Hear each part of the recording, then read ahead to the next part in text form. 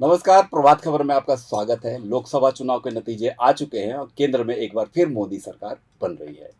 लोकसभा चुनाव के बाद सबसे ज़्यादा झारखंड की चर्चा हो रही है। ऐसा इसलिए क्योंकि झारखंड में इसी साल विधानसभा चुनाव होने वाले हैं।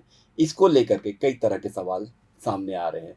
किस विधानसभा क्षेत्र में क्या स्थिति रही पार्टियों की?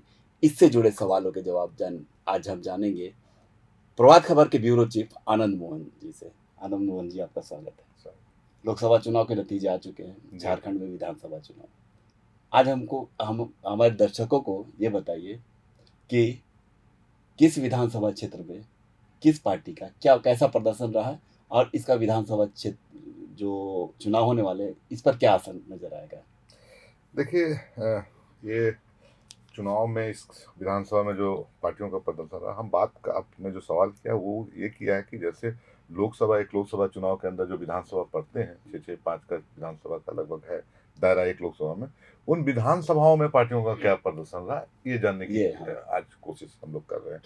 और उसके साथ एक आपका जुड़ा हुआ सवाल है कि इसका अगले चुनाव में क्या असर क्या पड़ेगा। असर पड़ेगा? तो पॉलिटिकली इस समय बता देना इन आंकड़ों के आधार पर कि इस विधानसभा में ये पार्टी बढ़त की, उसका फिर विधानसभा में क्या असर हो जाएगा, ये अभी सटीक विश्लेषण नहीं होगा। लेकिन पार्टियां अपना आत्ममंथन कर सकती है, आप हालात को समझ सकते हैं इन लोकसभा चुनाव से कि आज हर विधानसभा में पार्टी कहाँ खड़ी है, कौन पार्टी कहाँ खड़ी, ये स्थिति स्पष्ट होगी। हाँ, ये स्थिति स्पष्ट हो गया विधानसभा चुनाव के हाँ, बाद चुनाव में। भी आपको तापमान पता चलेगा विधानसभा हाँ। चुनाव।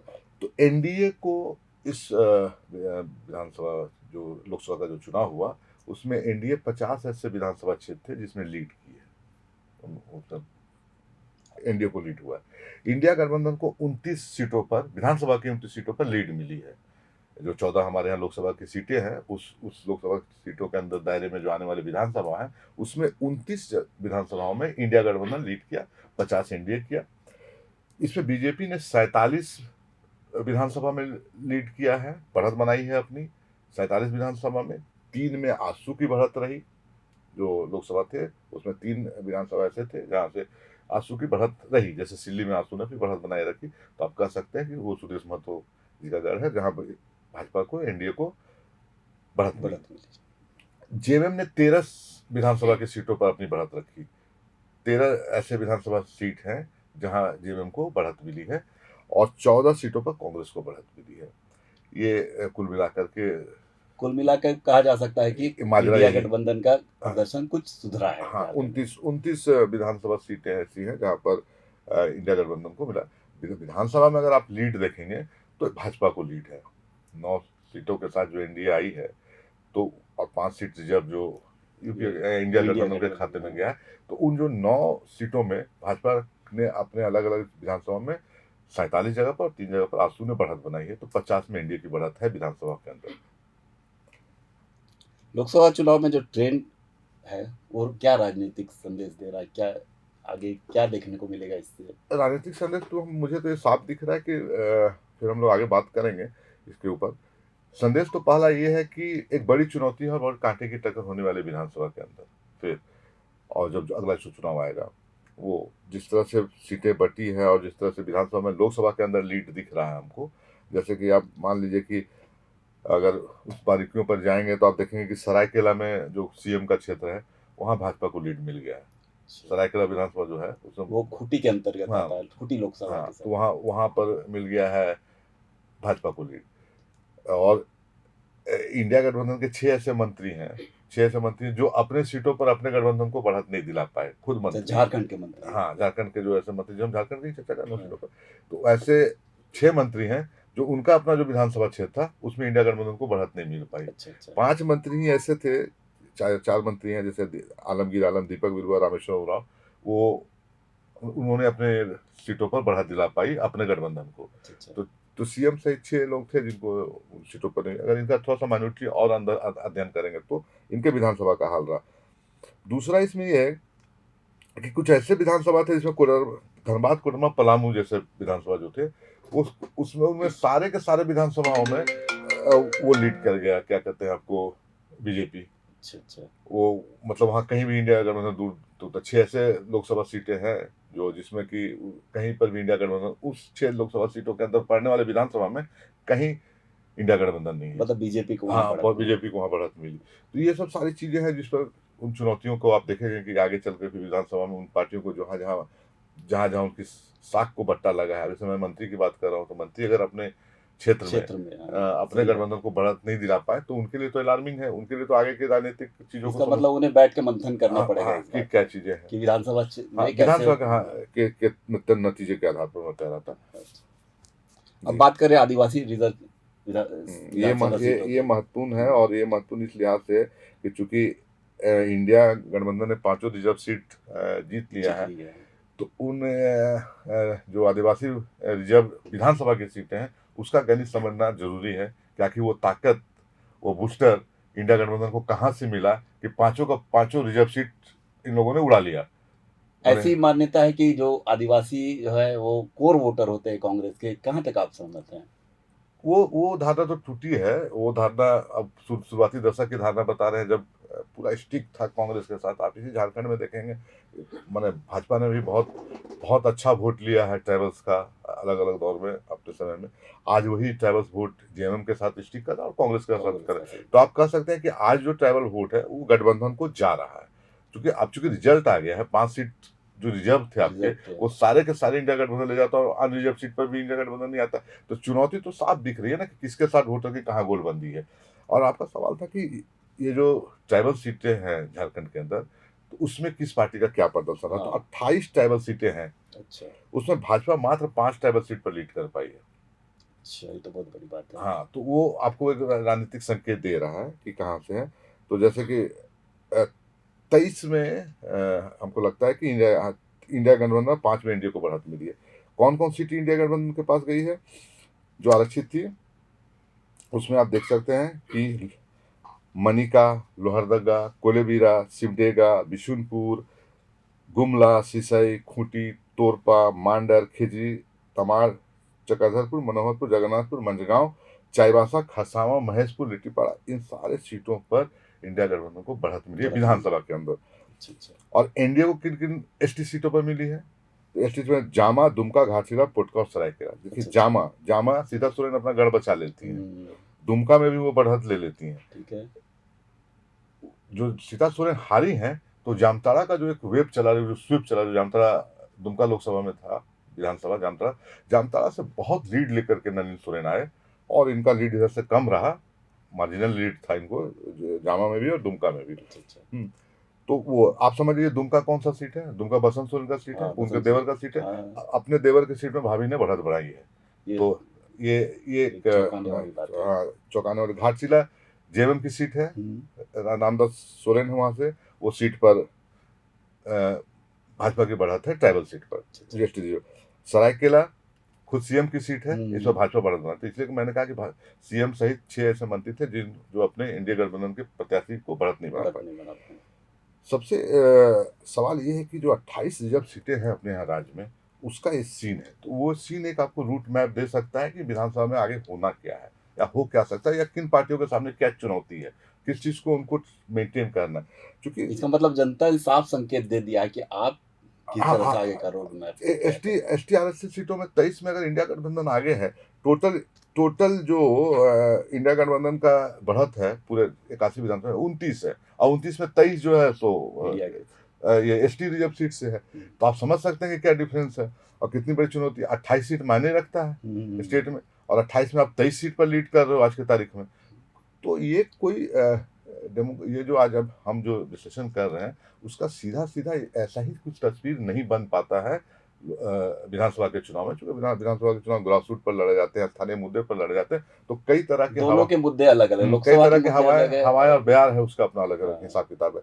दूसरा एक सवाल है, आपको मैं इससे थोड़ा पहले बता दूं कि पिछले बार जो है 2019 का इलेक्शन हुआ था, तो 2019 के इलेक्शन में भाजपा उस इलेक्शन में 60 विधानसभा सीटों पर, हमको जो याद है लगभग 60 या विधानसभा पर लीड था। इस लोकसभा जब चुनाव हुआ था 2019 का, तो 60। लेकिन वही भाजपा क्या हुआ, जब लोग विधानसभा चुनाव में आई तो 25 सीटों में सिमट कर रह गई।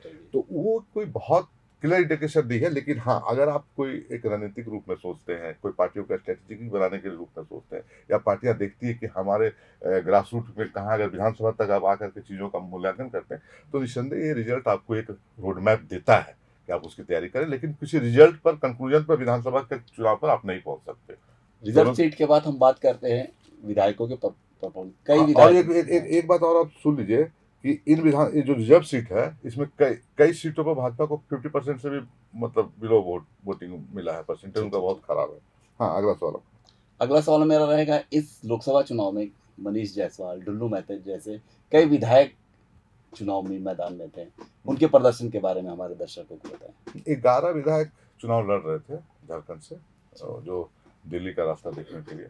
उसमें तो 2-3 बागी थे, जैसे चमरा लिंडा, लोबिन हेम्ब्रम, ये इस तरह के 2 विधायक थे जो अपने आप में बागी थे। जो अलायंस पार्टनर के एनडीए या इंडिया गठबंधन की ओर से जो लोग लड़ रहे थे, उसमें महत्वपूर्ण चेहरा में थे जैसे जेपी पटेल, विनोद सिंह, प्रदीप यादव, समीर मोहंती, चमरा लिंडा।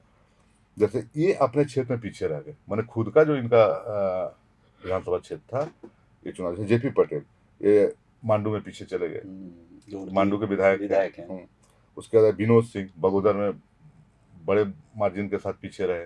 विनोद सिंह लगातार वहाँ 2-3 बार, तीसरी बार जीते हैं वो। उनकी रैलियों में अच्छी खासी भीड़ नजर आती थी। वोट में कन्वर्ट हुआ नहीं हुआ, क्या माजरा चला। प्रदीप यादव संथाल परगना के अपने आप में दिग्गज नेता, इंडिया गठबंधन ने भरोसा किया निशिकांत जैसे तगड़ा प्लेयर के सामने खड़ा करने का, और प्रदीप यादव अपने ही सीट पड़ैया हाट में नहीं करा पाए लीड, नहीं ले पाए लीड, खुद की लीड नहीं ले पाए। समीर मोहंती बहरागोड़ा खुद लीड नहीं ले पाए अपने विधानसभा में। चमरा लिंडा एक ऐसा नाम था जो लगता था कि इंडिया गठबंधन का खेल बिगाड़ देगा और सुखदेव भगत के लिए बड़ा संकट पैदा कर। हाँ, लोहरदगा सीट। ये अपने विधानसभा में बिशनपुर में लीड नहीं ले पाए, जो कि मान के चला जाता था कि जब भी वो चुनाव लड़ते तो 1,00,000-1.5 लाख वोट उनका आता था। इस बार 25,000, 26,000, 40,000 में सिमट गए और अपने ही बिशनपुर में लीड नहीं ले पाए। ऐसे विधायक जिन्होंने अपने क्षेत्र में बढ़त बनाई, उसमें सीता सोरेन जी हैं, वो अपने क्षेत्र में बढ़त रहा उनका, अभी बताएं जामा से बढ़त। नलिन सोरेन ये अपने क्षेत्र जो है वहाँ से इनकी बढ़त रही शिकारी पास। जोबा मांझी पंजाब सिंह को अपना बढ़त दिया। मनीष जायसवाल हजारीबाग से बढ़त दिया। ढुल्लू महतो अपने सीट से बढ़त दिया। मथुरा महतो भी जो बढ़त बनाई। तो ऐसे तो लगता है 1, 2, 3, 4, 5, 6-7 विधायक हैं जिन्होंने अपनी बढ़त बनाई थी अपने अलग सीटों पर। इस चुनाव में सबसे ज्यादा चर्चा एक नए चेहरे की थी, जयराम महतो। उसके बारे में बताइए कि आगे उनका भविष्य क्या देखते हैं आप? वो आगे विधानसभा चुनाव में यदि उनके उम्मीदवार उतरे तो क्या अच्छा प्रदर्शन करेंगे, कहाँ अच्छा प्रदर्शन, किस विधानसभा में जयराम की जो पार्टी है वो अच्छा प्रदर्शन कर पाई? जयराम महतो का मतलब जितना भी है ना कि राजनीतिक भविष्य जो है या जो अभी उनका प्रदर्शन रहा है, उस हिसाब से इमर्ज किए हैं नेता के रूप में। झारखंड में बेशक युवा चेहरा है और जुझारू चेहरा दिख रहे हैं, और जिस तरह से उनको वोट आया है तो बड़ा मतलब पहली बार चुनाव लड़ने के बाद वो एक पूरा उस क्षेत्र में एक माहौल जयराम महतो ने बनाने की कोशिश की और उस पर सफल भी रहे। तो वो जयराम महतो को डुमरी और गोमिया विधानसभा से लीड मिला है। मतलब अगर वो विधानसभा चुनाव में उतरे तो कुछ विधानसभा में उनका प्रभाव नजर आएगा। बेशक जैसा वो लीड लिए हैं डुमरी और गोमिया में, वो तो संकेत दे रहे हैं, संकेत है कि वो 2-3 विधानसभा में ऐसा है जहां से उनका अगर वो उनको बढ़त मिल सकती है या अच्छा प्रदर्शन कर सकते हैं, वो आगे की चीजें होंगी। लेकिन डुमरी और गोमिया में उनको लीड मिला है और गिरिडीह में उनका अपना खुद का प्रदर्शन अच्छा रहा है। तो बेशक एक जो कहे कि आने वाले राजनीति में और विधानसभा चुनाव में एक प्रभावशाली हस्तक्षेप हमको लगता है कि झारखंड की राजनीति में जयराम महतो का होगा और एक फैक्टर बनेंगे वो, जिस तरह की चीजें चल रही है। एक अंतिम सवाल, सीता सोरेन जो है वो पूरे लोकसभा चुनाव में एक चर्चा का केंद्र बिंदु बनी हुई थी, तो विधानसभा चुनाव में उनका क्या प्रभाव रहेगा? कैसे बीजेपी उनको मतलब आगे लेकर आएंगे? देखिए वो चुनाव हार गई और दुमका में कहें कि शिबू सोरेन परिवार से इनको अपने खेमे में लाके भाजपा ने एक पॉलिटिकल विन तो किया था चुनाव के बीच में, और एक जिसको कहें कि एक सोरेन परिवार के बीच में एक जो हमला करने की जो उनको ताकत मिली थी सीता सोरेन के सहारे, वो तो थी पॉलिटिकली। और वहाँ पर दुमका में 2 बहुओं की लड़ाई हो गई थी। नरेंद्र सोरेन चुनाव में थे लेकिन कल्पना सोरेन ने किस्म से मोर्चा संभाला था। सीता सोरेन ने बहुत अच्छा फाइट किया है फाइट। सीता सोरेन की बेटियां भी खुलकर मुखर होकर के बोलती वो हैं शुरू से वो नजर आई। बोल रही हैं, वो बेटियों को ही अब हमको लगता है कि आगे आएंगी, जो भी हम लोग जो बात कर रहे हैं, तो आगे राजनीतिक राजनीतिक विरासत मोर्चा, जो है वो आगे बेटी को बढ़ाएंगे। ही जाना है। तो जामा और दुमका जो है ना, वो 2 जगह उनको लीड मिला अच्छा। सीता सोरेन को। और अब सीता सोरेन के लिए भाजपा अब एक नया राजनीतिक तौर तलाशेगी, कोई नया विधानसभा देखेगी जहाँ से हो, या फिर उनको बेटियों को काउंट करेगी। यहाँ का तो जो लोकसभा का जो सांसद का जो लड़ाई थी, उसका तो चैप्टर 5 साल के लिए सीता सोरेन के लिए क्लोज हो गया। क्लोज हो गया। तो हमारे साथ थे आनंद मोहन जी, कई सवालों के इन्होंने जवाब दिए। जयराम महतो, सीता सोरेन, ये कितना प्रभाव डाल सकेंगी झारखंड के विधानसभा चुनाव में, जो कि इसी साल होने वाले हैं। तो बने रहिए हमारे साथ प्रभात खबर के साथ। नमस्कार। प्रभातखबर.com, विश्वास वही, रफ्तार नहीं।